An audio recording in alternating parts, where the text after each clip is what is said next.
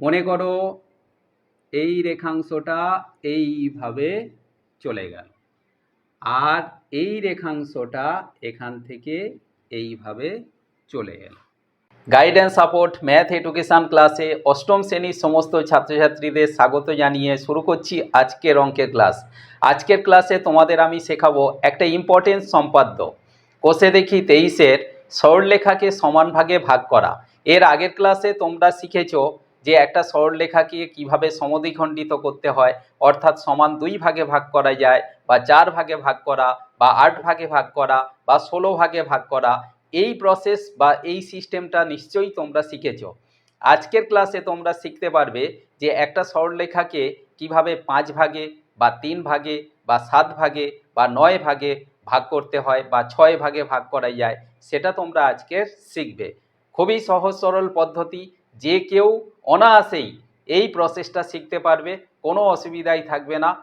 আর আমি বারে বারেই একটা কথা বলে থাকি যে অঙ্ককে কেউ মুখস্থ করতে যাবে না, কারণ অঙ্ক কোনো মুখস্থ করার সাবজেক্টই নয়। অঙ্ককে বুঝতে হয়, অঙ্কের সিস্টেমকে জানতে হয়, আর অঙ্ককে বেশি বেশি করে প্র্যাকটিস করতে হয়, তবেই অঙ্কে ডেভেলপ করা যায়। চলো শুরু করি আজকের সম্পাদ্যের ক্লাস। দেখো কোষে দেখি 23-এর প্রথম যে সম্পাদ্যটা আছে, রিহানা খাতায় একটি 10 সেমি দৈর্ঘ্যের সরল রেখাংশ পি কিউ এঁকেছে। আমি স্কেল ও পেন্সিল কম্পাসের সাহায্যে পিকিউ সরলরেখাংশকে সমান 5টি ভাগে ভাগ করি এবং প্রতিটি ভাগের দৈর্ঘ্য 2 সেমি পেলাম কিনা স্কেল দিয়ে মেপে যাচাই করি। তাহলে আজকের সম্পাদ্যে থাকছে কোষে দেখি 23-এর 1-এর দাগের সম্পাদ্য। তাহলে এই 1-এর দাগের সম্পাদ্য অঙ্কন করার জন্য আমরা প্রথমে স্কেল ও পেন্সিলের সাহায্যে 10 সেমি দৈর্ঘ্যের একটা রেখাংশ এইভাবে অঙ্কন করে নেব। নাম দেব পি কিউ রেখাংশ। এই পি কিউ রেখাংশের দৈর্ঘ্য কত না 10 সেমি। এরপরে স্কেল ও পেন্সিলের সাহায্যে আমরা লম্বা করে একটা সরলরেখা এইভাবে অঙ্কন করে নেব। এই সরলরেখাংশের নাম দেব ধরো পি এস। এরপরে আমরা পি বিন্দুকে কেন্দ্র করে পেন্সিল কম্পাসের সাহায্যে এই যে 10 সেমি রেখাংশের সমান মাপ নিয়ে পি বিন্দুকে কেন্দ্র করে পিএস থেকে এইভাবে আমরা কেটে নেব। ধরো এই রেখাংশের নাম আমাদের কি না পি কিউ। এই যে পি কিউ, আমাদের এপারে পি ছিল, এখানে যে পয়েন্টটা আমরা কেটে নিলাম, যে বিন্দুটা পেলাম, সেই বিন্দুর নাম হচ্ছে কিউ বিন্দু। এখন এই যে পি থেকে কিউ, এই রেখাংশের দূরত্ব 10 সেমি। এখন এই রেখাংশকে সমান 5টা ভাগে ভাগ করতে হবে। তাহলে আমরা স্বাভাবিকভাবেই জানি যে 10 সেমিকে যদি আমরা 5 ভাগে ভাগ করি, তাহলে প্রত্যেকটা ভাগের দৈর্ঘ্য নিশ্চয়ই 2 সেন্টিমিটার করে হবে। তাহলে এটা আমাদের যাচাই করে দেখতে হবে কিভাবে না স্কেলের সাহায্যে মেপে আমাদের দেখতে হবে যে প্রত্যেকটা রেখাংশের দৈর্ঘ্য 2 সেমি হয়েছে কিনা। যাই হোক, এখন এই যে রেখাংশকে সমান 5 ভাগে ভাগ করব, এর জন্য সিস্টেম কি? খুবই সহজ সরল বিষয়।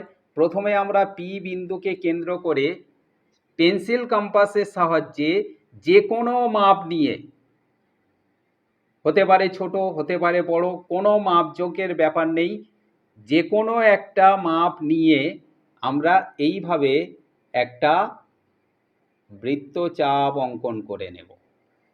যে মাপ নিয়ে এই বৃত্তচাপ অঙ্কন করলাম, সেই একই মাপ নিয়ে এখন কিউ বিন্দুকে কেন্দ্র করে এইভাবে একটা বৃত্তচাপ অঙ্কন করে নেব এই দিকটাতে।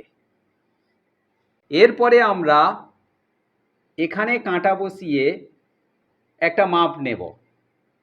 যে মাপটা নিয়ে এটা কেটেছি সেই মাপ নিয়ে আমরা কাটতে পারি, বা তার থেকে ছোট মাপ নিয়ে কাটতে পারি, বা তার থেকে বড় করেও কাটতে পারি, কোনো অসুবিধা নেই। কিন্তু এখানে কোনো একটা মাপ নিতে হবে।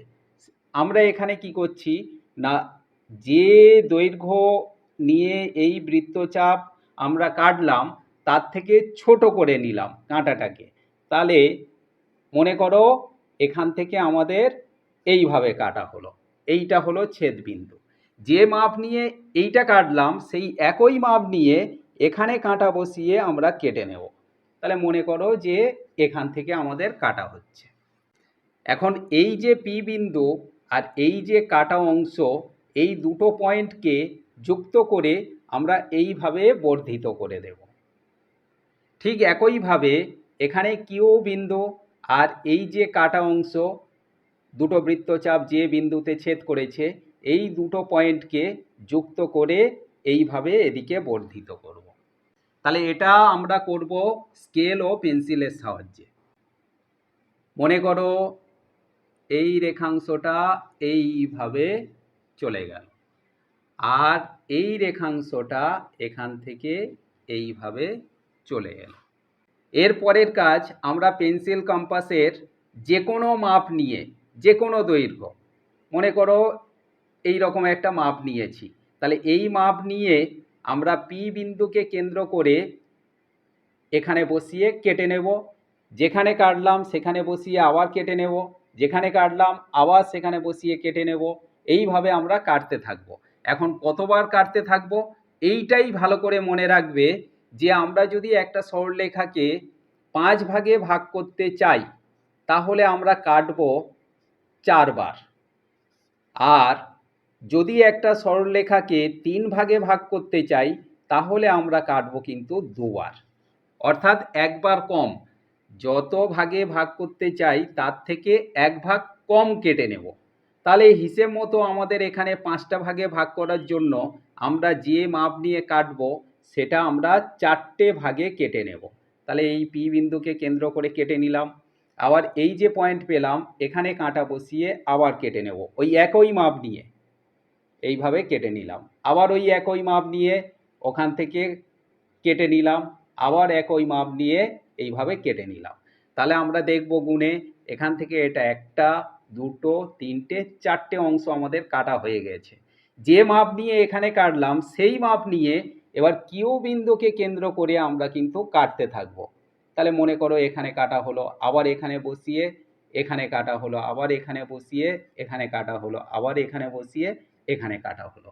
তাহলে এখান থেকে 1টা 2টো 3টে 4টে আমরা কেটে নিলাম। এখন এই যে কাটা অংশগুলো বা আমাদের এই যে কোণ উৎপন্ন হয়েছে, তাহলে এখানে আমরা একটা করে নাম দিয়ে দেব। মনে করো এখানে আমাদের নাম দিলাম ভি, আর এখানে নাম দিলাম জি। তাহলে এখানে ভি পি কিউ এই যে কোণটা, এই কোণটা যত ডিগ্রি কোণ হলো, এখানে আমাদের পি কিউ জি এই কোণটা ঠিক একই মাপের কোণ হয়ে গেছে। এখন এটা যদি 40 ডিগ্রি হয়ে থাকে তাহলে এটাও 40 ডিগ্রি, এটা 60 ডিগ্রি হলে এটা 60 ডিগ্রি, এটা 55 ডিগ্রি হলে এটাও 55 ডিগ্রি। তাহলে এইভাবে আমরা কেটে নিলাম। এখন দেখো এই সরলরেখাংশের প্রথম যে পয়েন্টটা আছে এই পয়েন্টের আমরা নাম দেব। কি নাম দেব না, এখানে যে নামগুলো দিয়েছি সেই নামগুলো ছাড়াও অন্য নাম দেব। তাহলে এখানে আমরা মনে করো নাম দিচ্ছি এম, এখানে এন, এখানে ধরো এল, আর এখানে ধরো এইচ। এইভাবে এই পয়েন্টগুলোর আমরা নাম দিয়ে দিলাম। এখানেও যে আমরা পয়েন্টগুলো পেলাম বা কাটা অংশ পেলাম এখানেও আমরা নাম দেব। মনে করো আমরা নাম দিচ্ছি ডাব্লু, এই পয়েন্টের নাম, এই পয়েন্টের নাম এক্স, এই পয়েন্টের নাম ওয়াই, এই পয়েন্টের নাম জেড। এইভাবে আমরা নাম দিয়ে দিলাম। এখন আমাদের এই যে প্রথম পয়েন্ট ছিল এম, আর এই রেখাংশে আমাদের লাস্ট পয়েন্ট ছিল জেড। এই যে দুটো পয়েন্ট আছে এই দুটো পয়েন্টকে আমরা যুক্ত করে দেব। কিসের সাহায্যে? স্কেল ও পেন্সিলের সাহায্যে। একদম সরলরেখা এইভাবে আমরা যুক্ত করব।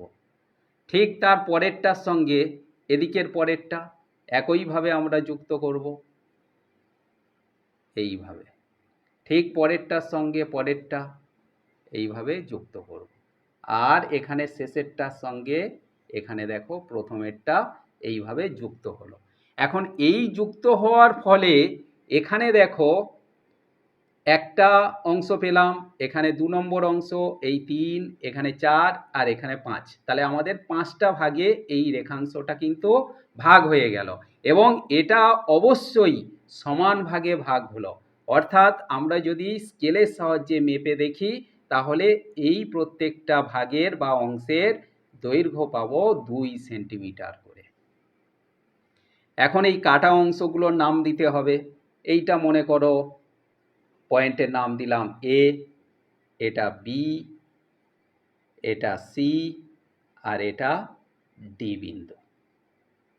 এইভাবে আমরা নাম দিয়ে দিলাম। তাহলে আমাদের 5টা অংশ পেলাম, একটা পি এ, পরেরটা এ বি, পরেরটা বি সি, পরেরটা সি ডি, তারপরেরটা ডি কিউ। তাহলে এই যে 5টা অংশ পেলাম, প্রত্যেকটা অংশের দৈর্ঘ্য পেলাম কত করে? না 2 সেন্টিমিটার করে। কেন না আমরা প্রথমেই বলেছিলাম যে টোটাল রেখাংশটা 10 সেন্টিমিটার দৈর্ঘ্যের রেখাংশ এবং সেটা যদি সমান 5 ভাগে ভাগ করতে যাওয়া হয় তাহলে প্রত্যেকটা রেখাংশের দৈর্ঘ্য পাবো 2 সেন্টিমিটার করে। ক্লিয়ারলি বুঝতে পারলে আশা করি।